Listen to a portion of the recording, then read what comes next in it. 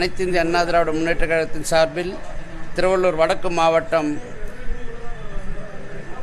சார்பில் இளைஞர் மற்றும் இளம்பெண்கள் பாசறை சார்பில் இன்றைக்கு கும்மிடிப்பூண்டி பேரூராட்சியில் இளைஞர் மற்றும் இளம்பெண்கள் பாசறை அலுவலகம் திறக்கப்பட்டுள்ளது. அந்த நிகழ்வானது இப்பொழுது மிக சிறப்பமாக இந்த திருவள்ளூர் வடக்கு மாவட்டத்துடைய செயலாளராக இளைஞர் மற்றும் இளம்பெண்கள் பாசறை செயலாளர் அன்பு சகோதரர் திரு சேதுபதி அவர்களுடைய ஏற்பாட்டில் இந்த நிகழ்ச்சி சிறப்பாக நடைபெற்றது.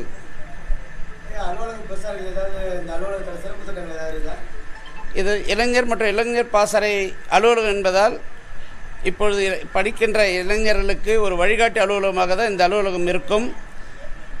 படிக்கின்ற +2 முடித்தவுடன் மாணவர்களுக்கு தேவையான ஆலோசனைகள், அதாவது மேல் படிப்புக்கு என்னென்ன படிக்கலாம் என்று அவர்கள் ஆலோசனை வழங்கப்பட்டு அதன் வாயிலாக அவருடைய எதிர்காலத்தை அவர்கள்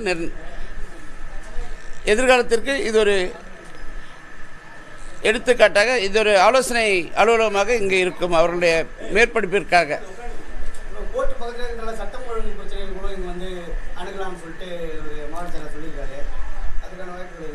சட்ட ஆலோசனைங்கிறது ஆலோசனை இங்கே வழங்கப்படும். ஏன்னா ஒரு பக்கத்தில் அலுவலகம் இருந்தாலும் இங்கே நம்ம நிர்வாகிகளுடைய சட்ட இது நிர்வாகிகளும் இருக்காங்க.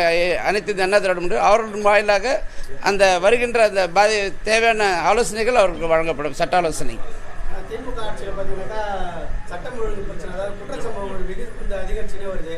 இது அதிமுகவுக்கு ஒரு பக்கபலமாக இருக்குமா?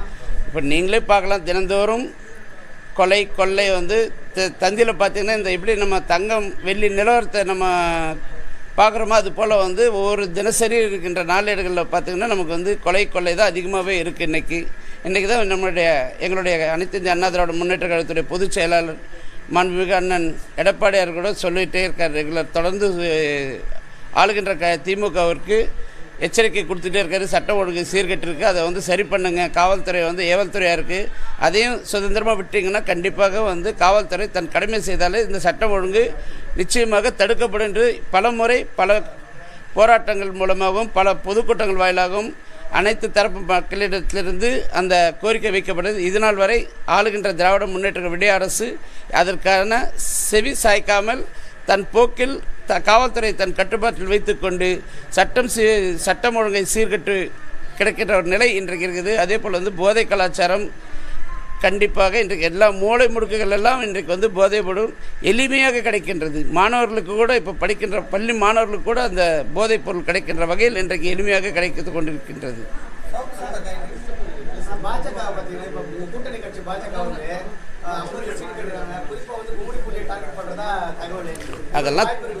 அதெல்லாம் தலைமை முடிவு தாங்க, எங்களது ஒன்றும் கிடையாது. தலைமை என்ன முடிவு எடுக்குதோ அதுக்கு அனைத்து இந்திய அண்ணா திராவிட முன்னேற்ற கழகத்தை சேர்ந்த அத்தனை நிர்வாகிகளும் கண்டிப்பாக பின்பற்றுவோம்.